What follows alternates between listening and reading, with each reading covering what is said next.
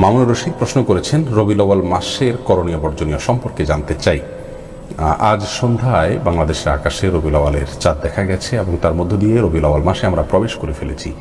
রবিউল আউয়াল মাস, এ মাসের বিশেষ করণীয় বা বিশেষ কোনো বর্জনীয় বিষয় আছে কি নেই, এবং এই মাসের বিশেষ কোনো তাৎপর্য কোনো হাদিসের আলোকে আছে কি না, এ বিষয়ে আমরা আলোকপাত করব। তবে প্রথমে বলে রাখি যে ইসলামে বছরের যে চান্দ্রবর্ষের 12টি মাস আছে, 12টি মাসের মধ্য থেকে সবচেয়ে শ্রেষ্ঠ এবং সেরা মাস হলো রমজান মাস, যেটাকে সাইয়্যিদুশ শুহুর বলা হয়েছে বিভিন্ন বর্ণনায়। আর রমাদানের পর অন্য যে 11টি মাস আছে, সেই 11 মাসের মধ্যে 4টি মাস আছে যে মাসগুলোকে কোরআনে কারীমের সূরা তওবা সহ বিভিন্ন আয়াতের এবং রাসূল আকরাম সাল্লাল্লাহু আলাইহি ওয়াসাল্লাম বিভিন্ন হাদিসের আলোকে 4টি মাসকে সম্মানিত মাস বলা হয়েছে। আর সেই 4টি মাস হলো জিলকদ, জিলহজ এবং মুহররম, আর রজব যেটা শাবানের আগের মাসটি। তো এই 4টি সম্মানিত মর্যাদাপূর্ণ মাস, আর রমজান হলো শ্রেষ্ঠ মাস। এর বাইরে যে মাসগুলো আছে সেই মাসগুলো সাধারণত সাধারণ মাস হিসাবে বিবেচিত হয়। আর এই মাসগুলোর মধ্যে থেকে একটি হলো রবিউল আউয়াল। রবিউল আউয়াল মাসটি বিশেষ কারণে আমাদের কাছে তাৎপর্যপূর্ণ।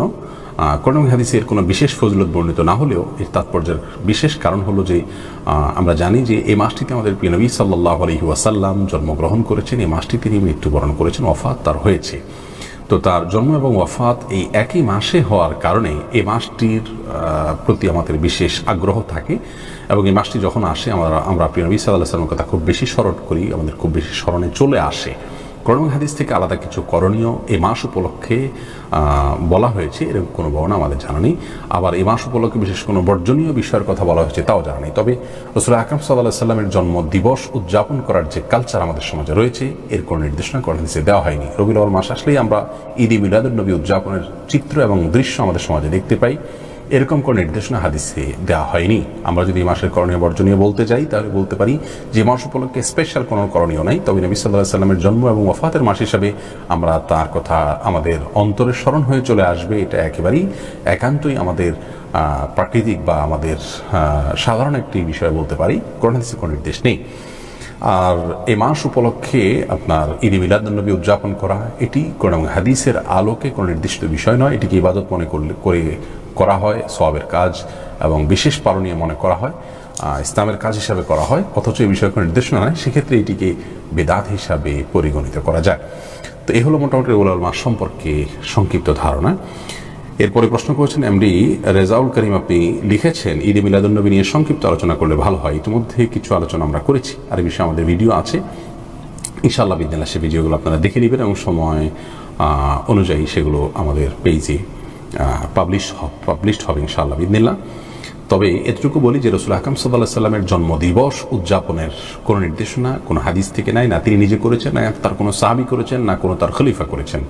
তিনি সোমবারে জন্মগ্রহণ করেছেন, আর সেজন্য তিনি সোমবারে সিয়াম পালন করতেন। এর বাইরে বছরে একটি দিন জন্মের দিবস উদযাপন করার যে কালচার আমরা দেখতে পাচ্ছি, এটা খ্রিস্টানদের মধ্যে। আর খ্রিস্টানদেরও এটি আবিষ্কৃত নাকি তারও আগে থেকে, এ বিষয়ে অনেক ইতিহাসবিদরা বলেন যে এটি প্যাগানদের থেকে এসেছে। এবং খুবই অবাক করার তথ্য হলো যে শয়তান পূজারীদের আপনার যে ভাষ্য আছে, সেই ভাষ্য মতে তারা আপনার এই জন্মদিবস উদযাপনের বিষয়টিকে খুব গুরুত্বের সাথে দেখে, এটাকে তারা গুরুত্বপূর্ণ মনে করে।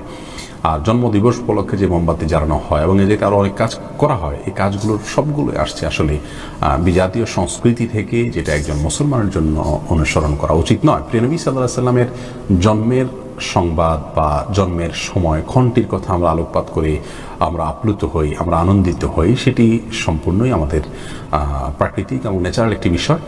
কিন্তু তার জন্মের দিন ক্ষণ সময়কে আলোচনা পর্যালোচনা বিশেষভাবে উদযাপন করে নির্দেশ শরীয়ত আমাদেরকে যেহেতু দেয়নি, এবং তিনি নিজেও এটা করেননি, তার কোনো সাহাবী খলিফাও করেন নাই, তাহলে আমরা কিসের ভিত্তিতে করব? আমাদের তো অনুকরণ করতে হবে নবী সাল্লাল্লাহু আলাইহি ওয়াসাল্লামের এবং তার সাহাবীদের খলিফাদের। তো তাদের কেউ যেহেতু করেননি, অতএব পরে আবিষ্কৃত হওয়া এই বিদআত থেকে আমরা দূরে থাকবো। আল্লাহ আমাদের তৌফিক দান করুন। মাহফুজুর রহমান, আপনি লিখেছেন, আমি একজন বিবাহযোগ্য যুবক, ইনশাআল্লাহ শীঘ্রই বিবাহ করব।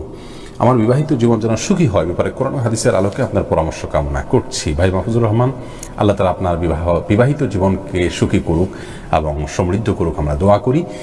এ বিষয়ে আমাদের একটা বিস্তারিত ভিডিও বক্তব্য আছে, আমাদের অ্যাডমিন যারা আছেন আমি তাদেরকে অনুরোধ করব যে সেই লিঙ্কটি এই পোস্টের মন্তব্যের ঘরে দিয়ে দিন।